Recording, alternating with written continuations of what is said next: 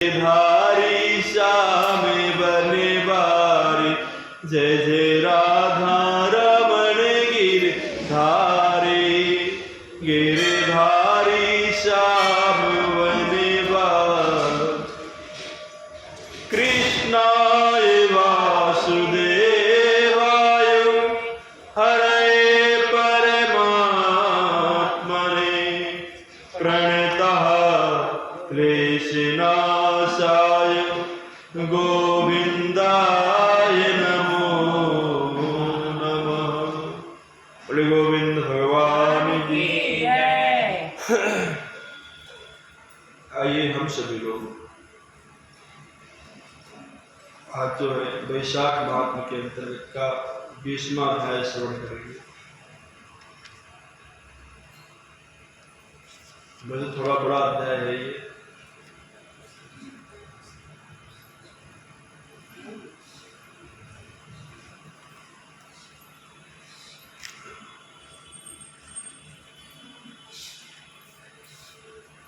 व्यास कहने लगा है ब्रह्मा शंख महामुनि से, परमेश्वर ने करोड़ों जीव बनाए हैं, इनके भिन्न भिन्न कर्म और अनेक सनातन मार्ग हैं, परंतु इन सबका स्वभाव समान क्यों नहीं है?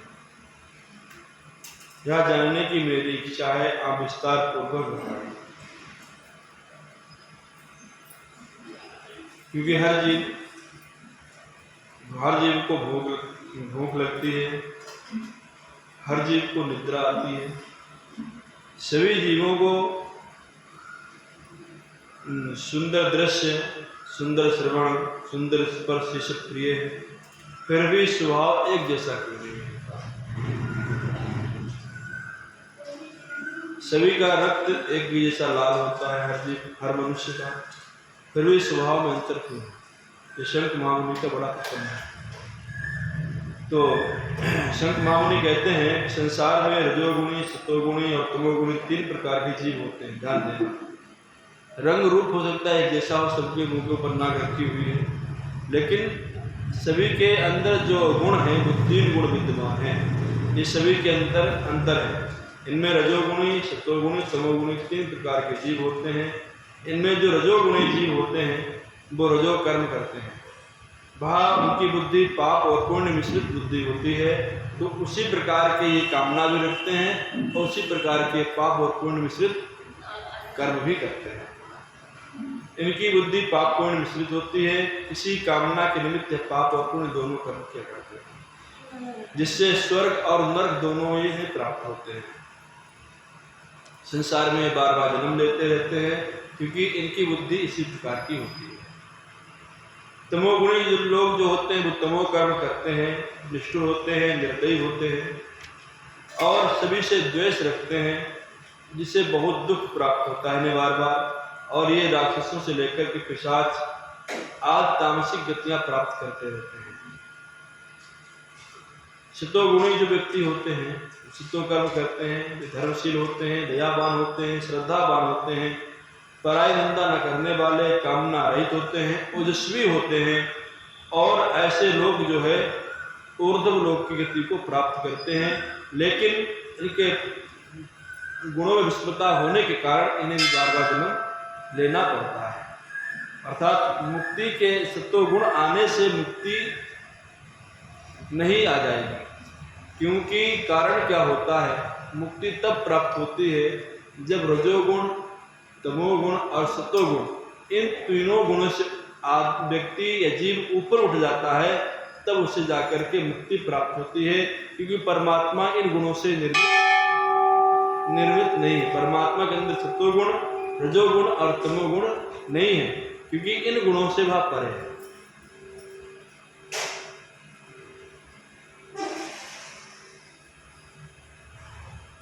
इनके जब सत्वगुण में विस्मृता आती है तो इन्हें ऊंचा नीचा कर्म करने के कारण कभी कभी सुख का अभाव होता है और ये भी जन्म लेते हैं। लेकिन प्राकृतिक जीव इन तीनों गुणों से बंधे हुए हैं। प्रकृति का कभी नाश नहीं होता है, अपने अपने गुणों से कर्मों के फल भोगने पड़ते हैं। पूर्ण काम भगवान विष्णु में कोई विस्मृता नहीं है। वे किसी गुण के द्वारा नहीं बने हुए हैं, वे उत्पत्ति, पालन और संहार समान भाव से करते हैं। किसी को देख करके नहीं करते हैं कि ये तमोगुणी है, सतोगुणी है, रजोगुणी है, ऐसा देख करके नहीं। उसे हर व्यक्ति को अपने कर्मानुसार ही फल प्राप्त होता है। व्यास कहता है कि महामुनि, पूर्ण भोग वाले मनुष्यों की मुक्ति सृष्टि काल और अंत काल अथवा स्थिति काल में कब होगी, कब होती है, और इन तीनों कालों की मर्यादा कितनी है, अर्थात कितने समय की काल है। शंकर महामुनि कहते हैं कि 4000 युग का ब्रह्मा जी का एक दिन और इतने की ही एक रात्रि होती है। ब्रह्मा जी का दिन जो है 4000 युग का एक दिन और इतने की ही रात्रि होती है। जो दिन और रात मिलाकर ब्रह्मा जी का एक दिन होता है। इसी प्रकार 15 दिन का एक पक्ष होता है ब्रह्मा जी के, और इन 2 पक्षों का एक महीना होता है, और 2 महीनों की एक ऋतु होती है, और इस प्रकार 3 महीनों का एक अयन, 3 महीनों का 3 ऋतुओं की एक अयन होता है, और 2 अयनों का एक वर्ष होता है। ऐसे 100 वर्ष व्यतीत होने पर ब्रह्मा जी का एक कल्प पूरा होता है। वही प्रलय का, ब्रह्मा जी का जब कल्प पूरा होता है तो वही प्रलय का समय होता है। ऐसा वेद वेताओं का मत है। प्रलय 3 प्रकार की होती है। एक है मानव प्रलय, जब मनुष्यों का अंत होता है, जब केवल मात्र मनुष्यों का अंत होता है, संपूर्ण प्रकृति का विनाश नहीं होता है। दूसरा है दैनंदिनी प्रलय, जो ब्रह्मा जी के दिन की समाप्ति का समय होता है। और तीसरी प्रलय है ब्रह्म प्रलय, ब्रह्मा जी का लय हो जाता है, अर्थात ब्रह्मा जी की भी समाप्ति हो जाती है। ब्रह्मा जी के एक मुहूर्त में एक मनु की प्रलय होती है, ध्यान देना। इसी तरह 14 मनुओं के प्रलय होने पर एक दैनंदिनी प्रलय होती है। मनवंतर प्रलय में भूर भुवा स्व, तीनों लोकों का जो लोक हैं, भूर भुवा स्व मतलब धरती, पृथ्वी, आकाश, इनमें भी इनमें 7 लोक हैं। भू भुवा स्व महाजना तपा सत्य, 7 लोक, 7 लोग ऊपर के, इनका 7 लोग नीचे के, अतल वितल शीतल धरातल सातल महातल, इन तीनों का भी ब्रह्मा जी के प्रलय में लय हो जाता है, अर्थात इनका भी नाश हो जाता है। इसमें चेतन जीवों का ही नाश, परंतु लोकों के स्वरूप का नाश नहीं होता है। केवल उन लोकों में पूर्ववत जल प्लावन हो जाता है, अर्थात जल चलने लगता है। संपूर्ण चीजों का नाश नहीं होता है। फिर मनवंतर के अंत में चेतन जीवों की पुनः उत्पत्ति होती है। हे व्याध, दैनंदिनी प्रलय में ब्रह्मा जी के शयन करने पर चेतन अधिभूत जीवों सहित लोकों और लोकस्थ सबका नाश हो जाता है। केवल सत्य लोक रह जाता है। कोई तत्वाभिमानी देवता, मुनि तथा सत्य लोक के शयन करने वाले ही सब बच जाते हैं। वे सब कल्पांत तक सोते रहते हैं, और फिर रात्रि के समाप्त होने पर पूर्व सृष्टि के अनुसार ब्रह्मा जी सृष्टि की पुनः रचना करते हैं। वे ही ऋषि, देवता, पितर और वर्ण धर्मों के सहित 4 वर्णों के अलग अलग रचते हैं। तो चक्रधारी विष्णु भगवान के 10 अवतार पुनः नियम के अनुसार होते हैं। इसी प्रकार बहुत से देवता ऋषि कल्प पर्यंत ब्रह्मा जी द्वारा फिर उत्पन्न होते हैं। जो देवता ऋषि ब्रह्मा जी के संग मुक्ति पाने वाले हैं, वे सब ब्रह्मलोक में ही रहते हैं, और जो राजा, साधु और सिद्धि प्राप्त वाले ब्रह्मलोकवासी हैं, वे सब सत्यलोक में स्थिर रहते हैं, यहाँ नहीं आते। कलयुग समाप्त होने पर दैत्यों का नाश होता है।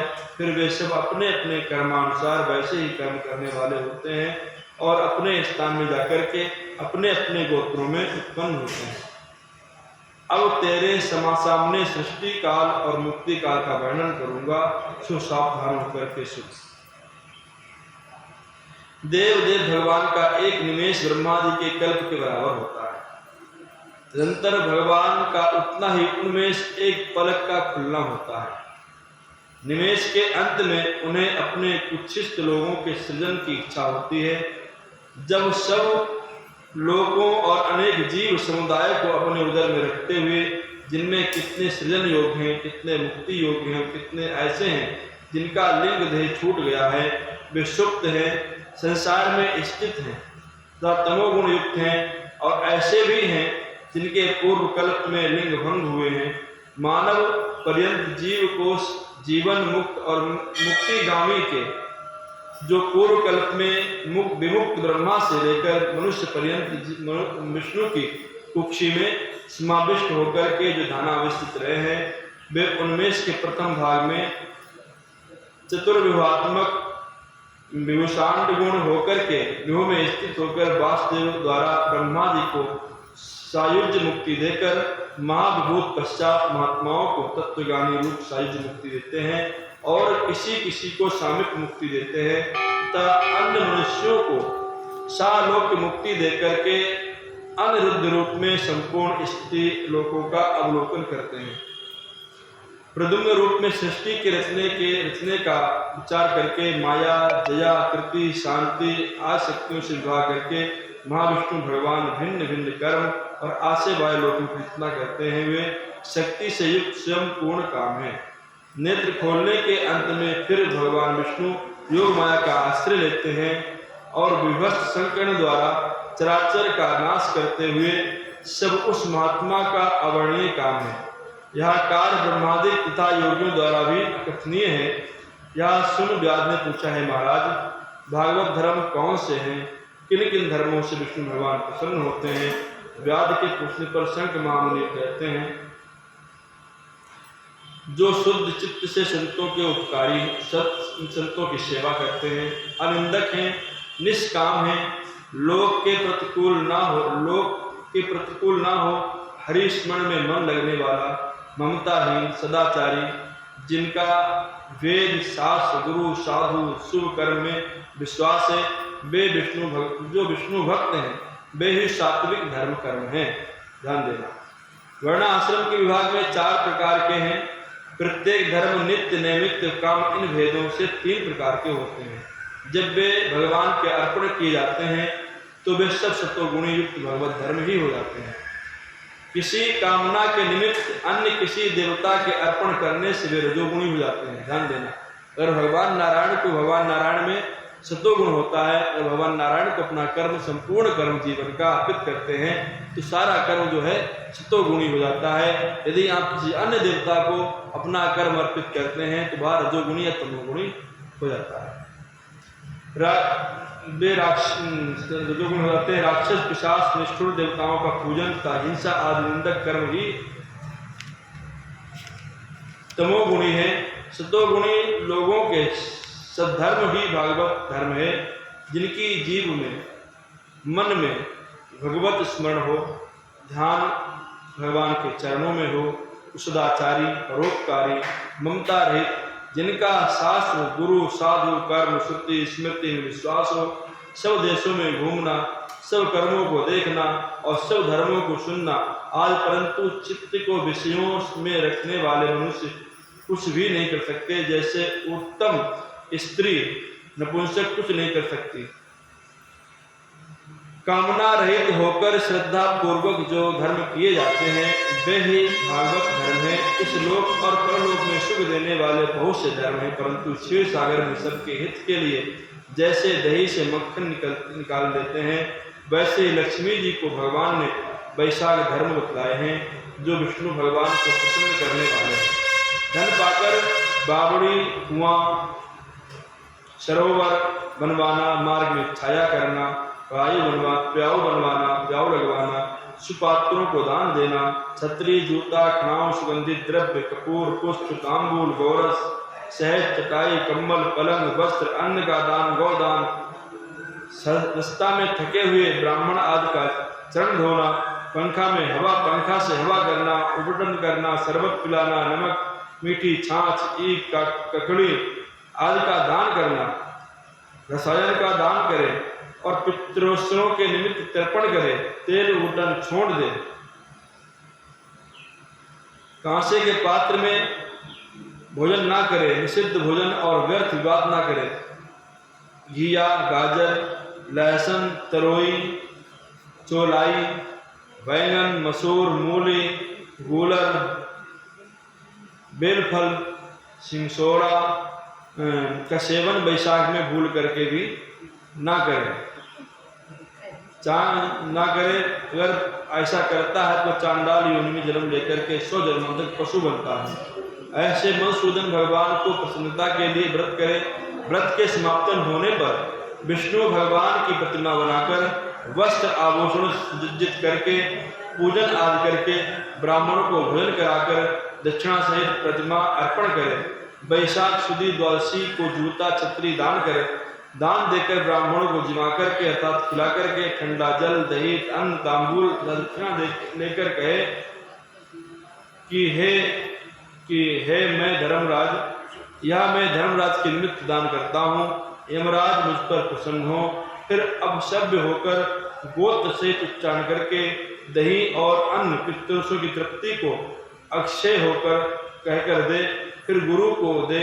तत्पश्चात विष्णु के लिए जल कांसे के पात्र में दही अन्न दक्षिणा तांबूल तथा फल रखकर कहे, हे विष्णु, हे प्रभु, मैं यह वैकुंठ प्राप्ति के निमित्त दान करता हूँ। आप मुझ पर प्रसन्न हो। अपने श्रेष्ठ कुटुंबी ब्राह्मण को गोदान करे।